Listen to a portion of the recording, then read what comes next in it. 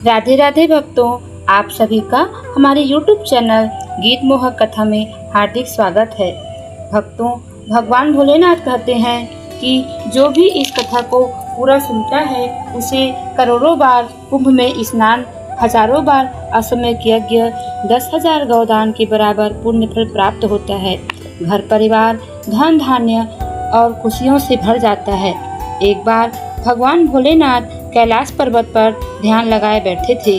तभी माँ पार्वती शिव जी को प्रणाम कर वही आसन पर विराजमान हो गई।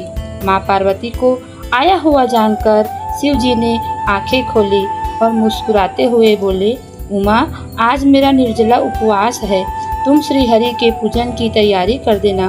तब माँ पार्वती विनम्रता से कहती है, हे देवाधिदेव, संसार आपके लिए उपवास रखता है, किंतु आपने किस देवता के लिए व्रत धारण किया है? तब शिव जी बोले, हे गौरी, आज निर्जला एकादशी का व्रत है। आपको तो पता है श्री हरि विष्णु मेरे सखा और आराध्य हैं। उनको एकादशी का व्रत अत्यंत ही प्रिय है और आज के निर्जला एकादशी व्रत तो अत्यंत ही दुर्लभ और विशेष है, जिसका व्रत देवता, दानव, नाग, गंधर्व, किन्नर, यहाँ तक कि मैं भी करता हूँ। इसलिए इसे देवव्रत भी कहा जाता है। इस व्रत को करने वाला, इसकी कथा को सुनने वाला तथा सुनाने वाला सभी दुखों से मुक्त हो धन, धान्य, पुत्र, यश तथा अंत में मोक्ष को प्राप्त करता है और उसे साल की सभी 24 एकादशियों का फल प्राप्त एक बार में ही हो जाता है और यह साल की सबसे बड़ी विशेष एकादशी मानी जाती है।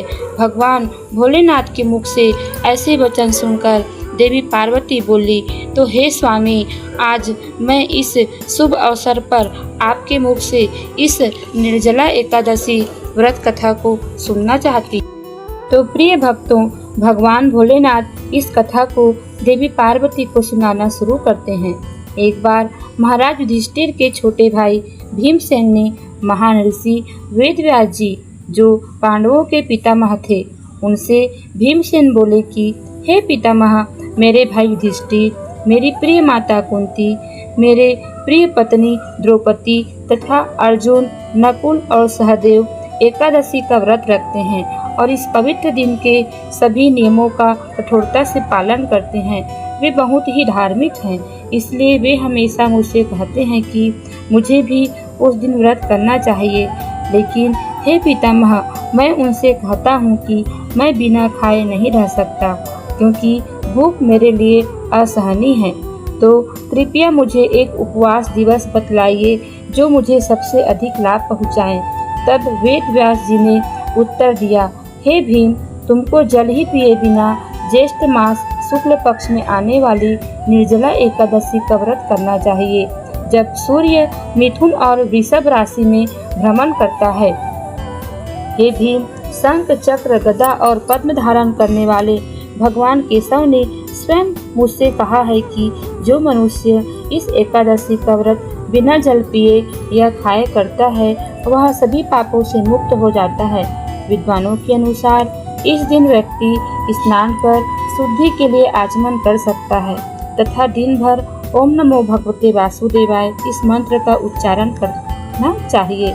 इस प्रकार व्यास जी की आज्ञा के अनुसार भीमसेन ने इस व्रत को किया, इसलिए इस व्रत को भीमसेनी एकादशी या पांडव एकादशी भी कहते हैं। लक्ष्मीपति श्री विष्णु भगवान की जय। ओम नमो भगवते वासुदेवाय नमः।